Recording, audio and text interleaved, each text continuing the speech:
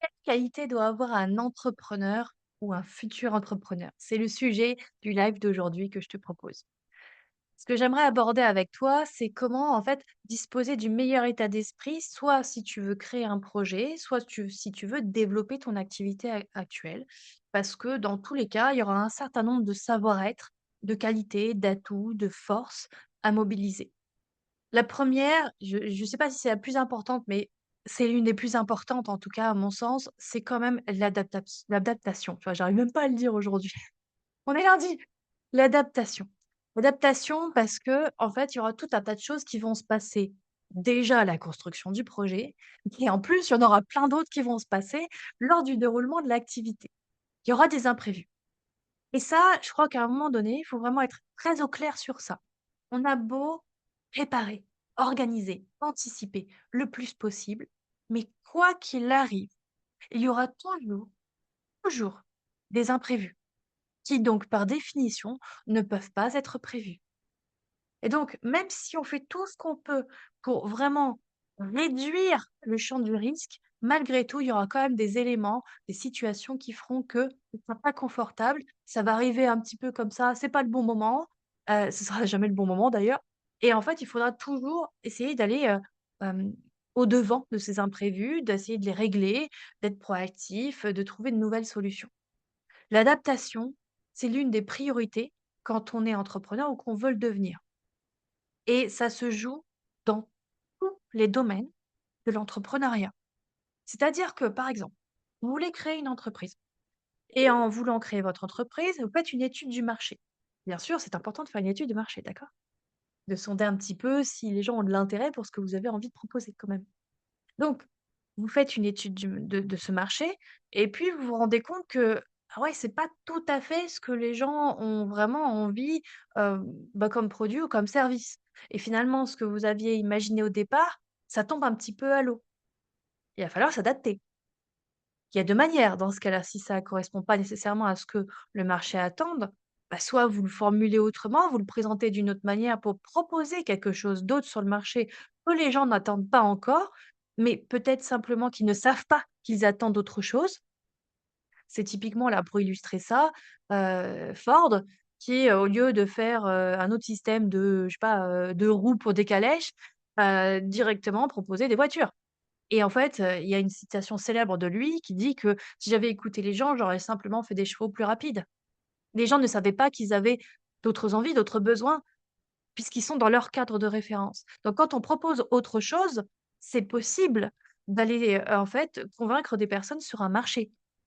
Simplement, ça demande de savoir comment présenter les choses de manière à ce que les gens voient l'intérêt de profiter du produit ou du service. Donc ça, c'est la première chose. La deuxième, c'est, évidemment, vous voyez bien que voilà, il y a pas de demande, vous n'avez pas envie d'innover ou particulièrement de faire ça. Simplement, vous décidez de vous adapter à ce que le marché vous dit et soit vous adaptez par rapport à votre produit, votre service, votre approche, soit vous laissez tomber cette part-là qui n'a pas l'air de faire écho à votre futur marché et parfois, ça va demander à faire des deuils. Ah, c'est pas parfois, en fait, c'est souvent. On va pas se mentir, c'est souvent qu'il y a tout le temps des en fait, il y a très, très souvent des deuils à faire. Hem Sur une idée qu'on se faisait sur une offre, sur, la conception qu'on a d'un certain profil client, sur, comment il marchait aujourd'hui, comment il sera dans 3 ans et cetera et cetera. En fait, on a tout le temps à traverser des phases comme ça qui sont inconfortables. C'est pour ça aussi que tant de gens n'ont pas vraiment envie, de passer du salariat à l'entrepreneuriat parce que c'est de l'inconfort à traverser tout le temps, tout le temps. Mention spéciale à tous les membres de mon entourage qui sont restés 20, 30 ans et plus encore à faire toujours la même chose, sans renouveler non plus leur propre état d'esprit et qui après se demandent pourquoi je fais les choses dans mon entreprise. Bah, parce que j'ai envie d'avoir une vie stimulante et variée et que je suis pas là pour enfiler des perles. Voilà, et quand on est en phase avec, ce qu'on est, amené à créer, en fait à amener sur terre et bien on s'amuse pas à enfiler des perles. Voilà, on s'amuse pas à avoir une vie qui est rangée dans une case, c'est pas possible. Petite parenthèse fermée. J'ose espérer que ça pour vous, qui écoutez, qui regardez, que ça va aussi faire écho par rapport aussi à des deuils que vous avez à faire dans votre entourage ou auprès de relations qui ne comprennent pas nécessairement et ne pourront jamais vraiment complètement comprendre ce que vous allez vivre ou ce que vous vivez dans l'entrepreneuriat. C'est d'ailleurs une autre qualité, à mon sens, à développer. Alors, quand on a une estime de soi qui est pas super, c'est pas évident. C'est pas évident parce qu'on est perméable à l'avis des gens, à leur opinion, à leur cadre de référence, à leurs croyances et on est dans tout un tas de systèmes. On est dans le système familial, on est dans un système professionnel, on est dans un système sociétal. Tout ça, c'est avec des règles du jeu qui sont inhérentes à une époque, à un lieu précis et cetera. Tout faisant partie de différents systèmes, eh bien, du coup, si vous avez une estime de vous-même qui est déjà un petit peu, bancale, vous allez être plus poreux, poreuse à ce qui est à l'extérieur de vous et ça peut être assez difficile de mener une entreprise dans ces conditions-là. Je le sais, j'en suis passée par là, ça m'a pris des années et des années pour me sortir de là et vraiment construire de quelque chose qui est solide intérieurement. C'est-à-dire que quoi qu'il puisse se passer, adaptation, hop, le balancier revient à l'équilibre et je continue à mener ma barque, en gros. Si j'avais, pas travaillé aussi fort sur moi à ce niveau-là, j'aurais pas fait de nouvelle entreprise. D'ailleurs, je n'y aurais même pas pensé. J'aurais continué dans le salariat à rester, très frustrée, vraiment dans à pas me sentir à ma place et j'aurais continué comme ça peut-être jusqu'à la fin de ma vie et peut-être en cumulant des arrêts de travail parce que j'aurais été en dépression, en perte de sens. Qui a envie de vivre ça? Hein? On est bien d'accord que personne consciemment n'a envie de vivre ce genre de choses. Donc ça demande déjà un gros boulot sur soi, si l'estime de soi est pas super, hein. Donc ça vous rajoute effectivement, on va dire des difficultés supplémentaires, mais c'est pas impossible. J'en suis donc la preuve vivante et j'en connais aussi beaucoup d'autres qui sont dans les mêmes cas de figure. Si vous avez une estime de vous qui est quand même assez solide, vous n'êtes pas perméable à l'avis des gens. Tant mieux, vous gagnez du temps. Maintenant, là où vous êtes plus fragile, c'est tout ce qui se passe à l'intérieur de vous. Et donc là, tous les êtres humains, sans exception, traversent des choses qui sont inconfortables. Et donc, ce qui est intérieurement, c'est déjà une source de potentiel inconfort. Les émotions qui sont là, les pensées, les croyances qui sont euh, déjà implantées, celles dont on n'a même pas conscience. Tout ça fait que on va faire des choix plus ou moins heureux, plus ou moins épanouissants. Mais en réalité, tout ça, ça va nous amener vers certaines directions. Donc là-dessus, il y aura forcément des moments où il y aura des deuils à faire sur qui vous croyez être. Ça, c'est tout le monde pareil. Activité en création ou activité déjà existante. Qui vous croyez être aujourd'hui n'est pas la version suffisante pour entreprendre de manière réussie, et expansée demain. Il faut changer d'identité. Il faut expanser l'identité, la stretcher, en fait. Et ça demandera déjà d'avoir des deuils, de faire des deuils, de vivre des deuils, pardon, sur qui vous croyez être. Parce que qui vous croyez être ne vous rend pas service pour aller plus loin demain. C'est impossible. Sinon, vous auriez déjà atteint cette autre version de vous qui existe déjà dans le champ quantique, mais qui est plus ou moins proche, plus ou moins accessible de vous. Mais pour l'atteindre, il faut déjà arrêter de penser que vous êtes ceci ou cela, arrêter de vous comporter comme si vous étiez ceci ou cela, arrêter peut-être certaines actions ou les faire autrement. Parce que tout ça, ça forge votre identité. Et votre identité actuelle n'est pas nécessairement un atout si vous voulez aller plus loin demain. Après, si vous voulez pas aller plus loin demain, ma foi, allez-y. Et quoi qu'il arrive, l'entrepreneuriat vous fera aller traverser des peurs. Donc forcément, il y a toujours des choses dans votre identité actuelle qui font que c'est pas confortable. Sinon, vous l'auriez déjà fait. C'est tout. Donc, si vous avez une estime de vous pas terrible, on va aussi faire des deuils sur hem, l'opinion de certaines personnes qui comptent pour vous. Le fait qu'elles vous valident ou pas. Le fait qu'elles valident ou pas votre projet. Le fait qu'elles se projettent positivement ou pas. Le fait qu'elles vous placardent des croyances limitantes ou pas. Tout ça, ça vous fera traverser ça. Ce sera pas agréable, ce sera pas confortable et en fait, il y a pas d'autre chemin que ça et c'est vraiment important d'être au clair avec le fait que vous allez devoir traverser des couches comme ça, qui ne sont pas agréables, des couches de goudron.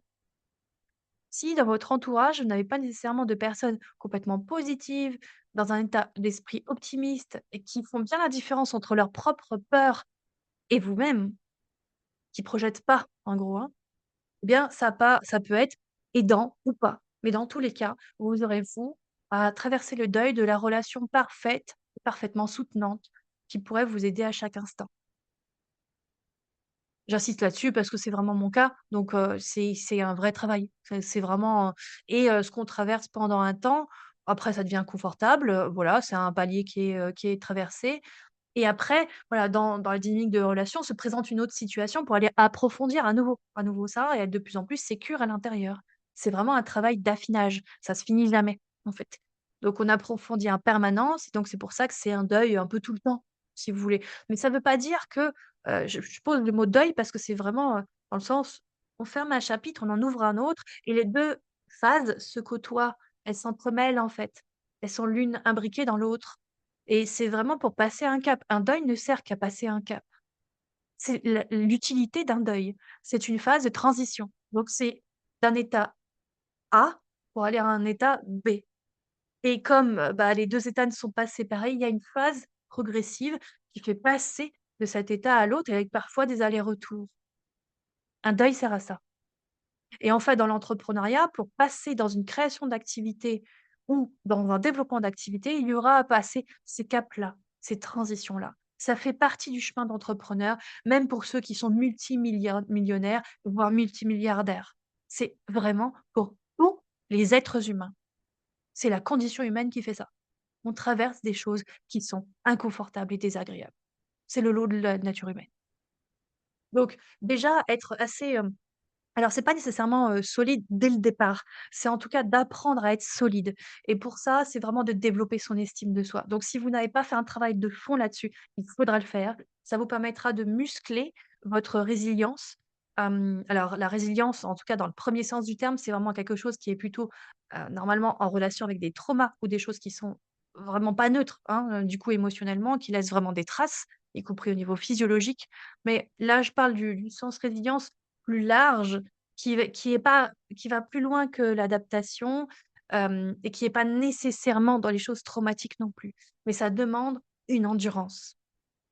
Donc c'est d'être capable de se relever parce que vous avez échoué 7 fois, vous avez rebondi à la 8e fois. Ça, l'entrepreneuriat, c'est pareil. Ce qu'on voit dans les médias, dans les réseaux sociaux, ce sont souvent les belles réussites ou alors les échecs avec de super leçons, mais très souvent, c'est quand même les belles réussites. En tout cas, ce qui paraît être une réussite d'un point de vue de la norme actuelle. Parce que c'est aussi très différent, on a tous un rapport différent à la réussite. Pour moi, par exemple, la réussite, ça va être vraiment l'alignement intérieur. Et bien sûr que ça se voit aussi dans la matière, mais c'est pas le premier critère. On peut faire vraiment énormément de chiffre d'affaires, par exemple, avec un bénéfice nul ou un déficit. Et donc, dans ce cas-là, est-ce que c'est une réussite? Au sens comptable du terme, non. Vous voyez? Donc, ça dépend comment on voit les choses. Et puis il y a des gens pour qui, simplement, elles se sentent en capacité de connecter, d'œuvrer, d'aider, les gens, de leur fournir quelque chose, le meilleur de soi, le meilleur produit, le meilleur service et ça leur suffit et c'est déjà, à leur sens, un vecteur de réussite. Vous voyez? C'est assez, subjectif. Malgré tout, même pour les personnes qui ont donc dans la norme d'aujourd'hui, on va dire «réussi», donc entre guillemets. Eh bien, il y aura de toute façon cet inconfort, des choses qui seront désagréables à aller vivre. Parce qu'on a des émotions, des pensées, on a un corps, on a un bagage génétique dont on a, bah, les différentes casseroles des ancêtres que nous portons, des lignées que nous portons. Nous avons tous des vies antérieures, des vies parallèles, des chemins d'âme particuliers. Tout ça fait que dans notre nature humaine, nous devons être résilients et je crois de toute façon que l'être humain sait s'adapter. Bien sûr qu'il y a des gens qui vont faire le choix d'arrêter leur cycle de vie là, d'incarnation humaine et d'aller sur une autre vie, voilà, de se réincarner et cetera. Mais malgré tout, nous avons tous cette capacité à aller résister à l'échec et à rebondir parce que c'est dans nos gènes, c'est notre nature encore une fois. Et donc ça reste quand même quelque chose à aller, je pense, quand même plus développer, cultiver de manière consciente. C'est-à-dire que si vous pensez que vous êtes une petite nature, une faible petite chose, eh bien, bah, vous êtes toujours là, en fait. Et votre corps, lui, il a lutté pour sa survie à chaque instant, depuis le moment de votre naissance et même avant, quand il était porté dans le ventre de votre mère. À chaque instant, il a fait tout ce qu'il fallait pour être dans le meilleur équilibre qui soit. C'est son boulot. Donc déjà, il y a une confiance intelligente du vivant qui est à l'intérieur de soi. Mais quand on, en plus, développe consciemment cette résilience, on se dit que l'échec est nécessaire, Si on en tire des leçons, on est bien d'accord, hein? Que c'est vraiment, en fait, inhérent à vraiment l'entrepreneuriat et que c'est vraiment nécessaire et surtout c'est utile. Mais c'est pas, quand je dis que c'est nécessaire, c'est pas par plaisir de souffrir, hein, pas du tout. C'est simplement que en apprenant, en tirant des enseignements, en fait, on s'élève à soi-même, on évolue à soi-même et c'est là où il y a les plus belles choses qui se passent. C'est là où il y a vraiment des miracles, hem, des nouvelles opportunités, un autre regard sur soi, plus d'amour envers soi. En fait, c'est vraiment parce qu'on traverse ces couches de goudron, parce qu'on rebondit après un échec, après un coup dur. L'entrepreneuriat, beaucoup plus que le salariat, c'est ça. Vous allez lancer des choses, elles ne marcheront pas toujours. Le nombre d'offres que j'ai lancées qui n'ont pas marché, bah, il est incalculable en fait. Alors, je pourrais calculer, mais franchement, il y en a tellement, tellement. Et des choses où on y croit, mais en fait, on n'est pas sûr et ça marche et on ne sait pas pourquoi. Il y a des fois où vraiment on sent que c'est extrêmement aligné, c'est vraiment ça vibre fort dans le cœur, on y croit à 3000 et ça ne marche pas parce que ça ne trouve pas écho auprès de futurs clients. Est-ce que c'est un échec? Si ça a permis de traverser un dépassement de soi, de vraiment ressentir cet alignement, non, à mon sens, c'est pas un échec. Mais ça dépendra aussi de votre vision, de votre interprétation du mot échec. Donc déjà, l'adaptation plus, encore plus vraiment, on va dire la résilience et vraiment la tolérance à l'échec, l'endurance de pouvoir aussi de pouvoir rebondir, tout ça, ça fait partie des qualités de l'entrepreneur, futur ou déjà en cours. Ce qui est aussi important pour moi, en tout cas, c'est d'être créatif. Parce qu'en fait, un entrepreneur, il vend un produit ou un service qui répond ou pas, hein, en tout cas à un besoin ou à une envie. Ça peut être un besoin clairement exprimé, vraiment identifié ou pas. Si vous innovez, on ne sait pas qu'il y a un besoin, hein, vous innovez. Et ça peut être une envie, c'est-à-dire que c'est pas forcément quelque chose de profondément utile dans le sens où, demain il y a un nouveau confinement mondial, une guerre ou quoi que ce soit et on revient à l'essentiel. Bah, voilà, si du coup dans cet essentiel, ce que vous proposez n'y est pas, c'est que c'est pas indispensable, ça répond plutôt à une envie, vous voyez? Donc si c'est de cet ordre-là, eh bien dans ce cas-là, c'est la même chose, vous répondez quand même à quelque chose qui est là, clairement identifié ou pas. Dans tous les cas, ça vous demandera d'être créatif, créative pour pouvoir proposer le produit ou le service en question. Parce que quasiment tout existe aujourd'hui. Innover est toujours possible, c'est juste beaucoup plus rare. Ce qui fait qu'il y a un changement dans un marché, c'est pas nécessairement les, on va dire, les caractéristiques du produit ou du service, c'est comment vous l'amenez, comment vous parlez de ce produit, comment vous parlez de cette prestation, de ce service. C'est comment vous l'amenez, vous le transposez là dans l'univers de ce futur client. Et donc la créativité sera toujours nécessaire pour voir, tiens, comment je peux formuler les choses de manière à ce que ça respecte parfaitement l'intégrité de déjà de qui je suis, l'intégrité de mon entreprise, l'intégrité du produit, du service. Donc je ne mens pas. Important. En tout cas, pour moi, ça fait partie de mes valeurs, hein. Voilà. Je ne mens pas, je ne fais pas non plus d'omission d'information. Parce que c'est quand même du mensonge, voilà. À mon sens toujours, c'est mon point de vue. Hem, mais il y a une façon d'aborder les choses qui peut être différente, qui peut être différenciante, pardon, plus exactement. C'est vraiment ce mot-là que je voulais utiliser parce que dans un marché où tout est déjà là, votre produit ou votre service, il existe probablement, très probablement déjà. Mais la façon dont vous l'amenez ne va pas connecter aux mêmes personnes. Et donc pour des produits et des services qui ont les mêmes caractéristiques, vous n'allez pas attirer les mêmes personnes, déjà parce que c'est une question de vibration, de fréquence énergétique. Et ensuite parce que comment vous allez le présenter, ça va vous permettre de toucher certaines personnes plus que d'autres. D'autres, ça va vraiment pas du tout leur faire écho et c'est pas grave. Elles feront, du coup plutôt, du commerce avec d'autres personnes. Elles deviendront clientes d'autres personnes, d'autres entreprises, parce qu'il y a de la place pour tout le monde. Il y a de la place pour tout le monde parce que ce qui est intéressant, c'est comment vous vous différenciez. Et comment vous vous différenciez, c'est comment vous arrivez à être créatif dans un marché où tout est déjà là, dans une époque où tout est déjà là. Dans une société où on vous attend peut-être déjà pas.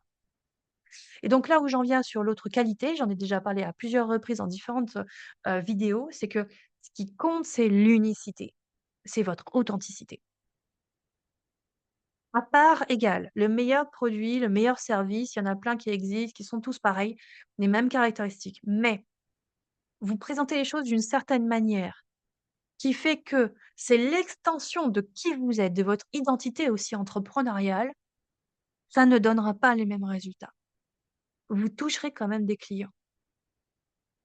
Parce que tout simplement, quand on est en phase avec ce qui est à l'intérieur de soi, à partir de son unicité, à partir de son authenticité, se développe autre chose. C'est comme si vous mettiez un petit peu votre patte, votre vibration sur un produit, un service qui peut être le même qu'ailleurs. Mais comme il est teinté de vous, ça se différencie. Et il y a peut-être des efforts à faire pour que vraiment, les personnes en face puissent réellement comprendre, capter, voir, identifier cette réelle différence, cet atout supplémentaire, ce supplément d'âme que vous mettez dans votre produit ou dans votre service. C'est tout un travail du coup et là on en revient à l'estime de soi, c'est un travail de retour à soi. C'est quelle valeur vous mettez dedans? C'est quoi votre pourquoi? Et votre pourquoi va façonner votre produit, votre service. Votre pourquoi, c'est vous. C'est pourquoi vous continuez à être en vie aujourd'hui. C'est ce qu'on appelle l'ikigai, par exemple, dans cette philosophie, d'origine japonaise. C'est cet art de vivre en connexion avec quelque chose qui a un sens profond pour soi et qui fait que on continue. On n'est pas en train d'abandonner la vie, on continue et on est dans ce flot de vie. Dans le sens le plus noble de l'ikigai, hein, je ne vous parle pas de l'outil occidentalisé avec ses 4 cercles qui s'entrecroisent, vraiment. Dans vraiment le la philosophie d'origine dans cet art de vivre et ce qui a un sens profond pour soi, c'est sous toutes les formes, hein. C'est pas nécessairement sous la forme d'un métier, d'accord? Donc là, par rapport à ce que je vous dis, c'est vraiment de trouver, de sentir, de détecter qu'est-ce qui est vraiment votre essence profonde, votre nature profonde. Parce que ça, dans les années à venir, ça fera pas de cadeau. Si vous vous lissez, si vous lissez votre message, ça fera pas de cadeau. Si vous ne montrez pas qui vous êtes, ça ne fera pas de cadeau. L'entrepreneuriat de demain, il a besoin d'entrepreneurs qui sachent réellement qui ils sont. Au-delà des masques, des étiquettes, des loyautés qu'ils portent, au-delà de tout ça. Qui sont en phase avec vraiment ce qu'il y a dans leur cœur, le pourquoi ils sont là sur terre. C'est quoi l'une de leurs missions? Et l'une de leurs missions qui se traduit par une activité entrepreneuriale. Mais il y a plein d'autres missions qu'on a. Simplement l'une des missions, elle va se traduire dans comment je fais pour créer, gérer mon entreprise. Qu'est-ce que je propose? À qui? Comment? Pourquoi? Et le pourquoi doit être votre drive, doit être votre moteur en fait. C'est votre boussole, essentiellement. Donc vraiment, le monde, il aura besoin, dans les années à venir, surtout à une ère où il y aura de plus en plus d'intelligence artificielle ou de choses automatisées, robotisées, hem, où finalement il y aura une quête du vrai qui va se poser, des questionnements éthiques sur c'est quoi être humain? Et si ce que vous proposez peut d'ores et déjà être remplacé par une machine ou un programme informatique et cetera, ce qui fera toujours la différence, c'est vous, c'est votre essence, c'est votre unicité, c'est votre authenticité. Et si vous ne savez déjà pas qui vous êtes ou ce que vous êtes à l'intérieur, alors c'est maintenant qu'il faut faire le travail, vraiment, vraiment. Là, c'est un gros travail à faire parce que vraiment, quand vous incarnez qui vous êtes réellement, ça se voit, ça se sent dans une entreprise, ça se sent auprès des futurs clients. Ils signent, ils viennent, ils achètent, ils recommandent et ils en redemandent. Parce que ce qu'ils veulent, en fait, c'est ce que vous leur permettez de vivre à travers votre produit ou votre service et comment, en fait, il y a ce petit supplément d'âme. Il peut être plus ou moins conscientisé, mais en tout cas, c'est ça qu'ils recherchent. C'est ce que ça leur permet de ressentir, de vivre. Et c'est parce que vous aurez mis votre vibration unique que là, ça pourra connecter effectivement aux futurs clients. À ce sujet, je partage beaucoup de choses dans le groupe Facebook qui s'appelle Ta vibration, ta contribution, parce que vraiment, je sens comme il faut vraiment qu'il y ait de nouveaux entrepreneurs qui écrasent un petit peu leur regard, qui sentent qu'ils sont déjà pleinement eux-mêmes, vraiment et qu'en fait, en apportant juste qui ils sont, eh bien, ça suffit. C'est suffisant. C'est juste ce qu'il faut et c'est ce qui va permettre à ce que ça connecte avec des à tes clients, à ce que ça fasse naître de belles collaborations et en fait, ça permet de faire naître un autre écosystème économique, tout simplement. Parce qu'on est quand même dans un pays où il y a beaucoup d'administratifs, donc beaucoup d'administration aussi. Il y a aussi beaucoup d'entreprises privées, d'acteurs privés. Il n'y a pas d'emploi s'il n'y a pas d'acteurs publics ou s'il n'y a pas d'acteurs privés. Donc il est absolument indispensable qu'il y ait des entrepreneurs et aussi parce que notre service public a ses faiblesses, ses limites et que quand il y a pas de concurrence, on reste dans notre confort et on n'innove pas justement.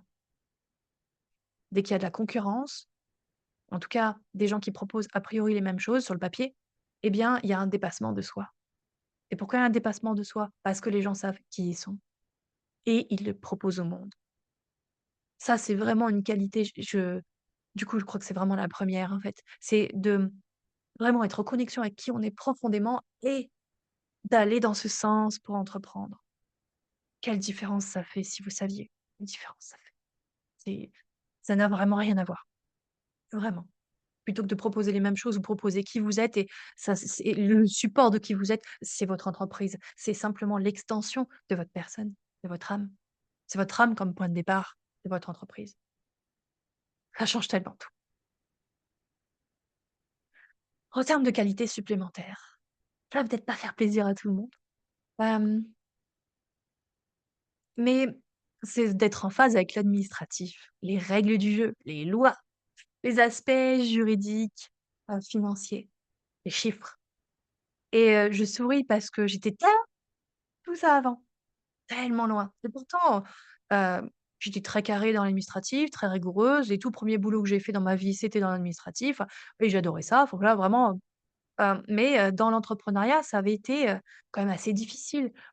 Même si c'était, à l'époque l'auto-entreprise, devenue micro-entreprise et entreprise individuelle aujourd'hui, malgré tout, voilà, il y avait quand même des certaines règles du jeu à aller respecter et puis, c'était pas aussi, disons que dans la communication, qui a été faite par l'État, c'était pas, aussi, compréhensible que c'était quand même quelque chose de sérieux, hein. C'était pas simplement: «Tiens, je demande mon SIRET et hop là, je vais être, en capacité de proposer un produit ou un service». Ça a été communiqué comme ça et le premier logo, c'est un ballon, hein, c'est un petit ballon qui sourit, qui s'envole.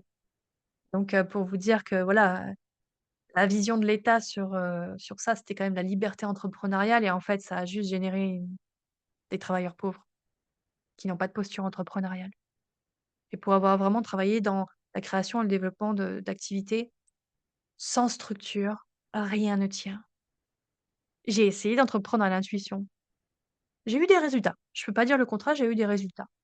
Mais sur la durée, ça ne peut pas tenir. Parce que pour que ça puisse tenir de manière solide, il faut reproduire ce qu'on fait déjà dans notre vie de tous les jours. Qu'est-ce qui fait que on continue notre vie, enfin, on continue à vivre? Je parle pas de survie, hein, je parle de vie. Qu'est-ce qui fait que ça tient et qu'il y a quelque chose qui se réinstalle tout le temps?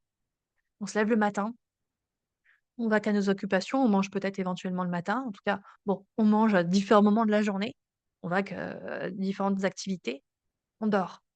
C'est un système qui se reproduit en permanence. Déjà parce qu'il est lié à notre physiologie. Nous avons besoin de dormir, de manger et d'avoir du sens dans notre vie. C'est pas un truc accessoire. Mais en tout cas, on a besoin de se sentir quand même un minimum, en connexion avec la vie, avec le vivant qui est à l'intérieur de soi, même si on met pas forcément ces mots-là. Un système qui permet d'avoir une certaine sécurité, en fait, il est prévisible et comme il est prévisible, il est un contenant suffisamment large pour pouvoir permettre à ce qu'une activité s'insère dedans et puisse s'expanser et se développer. Sans système, sans structure, l'intuition, c'est très joli, c'est très cool, sauf que ça ne peut pas, faire à chaque fois de nouveaux clients en permanence dans une sécurité parfaite. Pas dans notre société. C'est peut-être valable ailleurs dans d'autres, cultures et cetera. En France, ce n'est pas possible. France, Belgique et puis voilà, les pays qui sont connexes, ce n'est pas possible. Il y a besoin qu'il y ait l'écorce et la sève. L'écorce, c'est la structure, c'est le contenant solide. La sève, c'est vraiment l'aspect du vivant, c'est l'intuition qui traverse, c'est, l'énergie qui est là. C'est ces élans, intuitifs ou créatifs qui sont là. Mais sans structure, ils ne pourront pas se consolider. Ils vont juste, se voilà, vous voyez, se ramollir. On a besoin des 2 pour pouvoir vraiment grandir, en tout cas si on veut vraiment qu'une entreprise se développe. Si on veut juste faire je prends l'exemple de thérapeute, si on veut juste faire quelques séances par-ci par-là, bah, oui, il y a pas de souci, on peut faire à l'intuition, c'est pas un problème. Mais si on veut vraiment vivre totalement de son activité, il faut quand même un système. Et un système, c'est déjà de base, comment je fais pour créer une offre? Comment je fais pour communiquer? Comment je fais pour toucher mes futurs clients? Et le système s'adapte en fonction de là où on en est et surtout de là où on veut aller. Donc c'est pas incompatible avec une activité qui est profondément en lien avec l'humain ou voire même avec la spiritualité. Et là aussi, j'en suis aussi l'exemple concret, très vivant. C'est vraiment important. Hem, En tout cas, toujours pareil, hein, dans le pays dans lequel on vit, donc la France et en tout cas les pays qui sont connexes fonctionnent du même genre, l'administratif reste quand même important. Il y a des pays où c'est quand même pas trop important, mais malgré tout, sans structure, on peut pas tenir très loin. Ça marche pas. J'ai essayé. J'ai essayé les 2. Trop structuré, trop intuitif. Ah non, en fait, il faut les 2 parce que c'est là où il y a vraiment une expérience qui est riche, en fait. Donc moi, je vous invite à vraiment déployer un système. Pas pour que ce soit rigide pour vous. Il faut que ce soit vraiment suffisamment vaste et souple pour vous, mais pas trop vaste non plus pour pas vous sentir perdu dans cet espace. C'est le juste espace, le juste contenant. J'aime bien le préciser un peu comme, un écrin. C'est l'écrin du vivant. Le système, c'est juste ça, c'est l'écrin du vivant. C'est comment le vivant peut naturellement se développer, se déployer.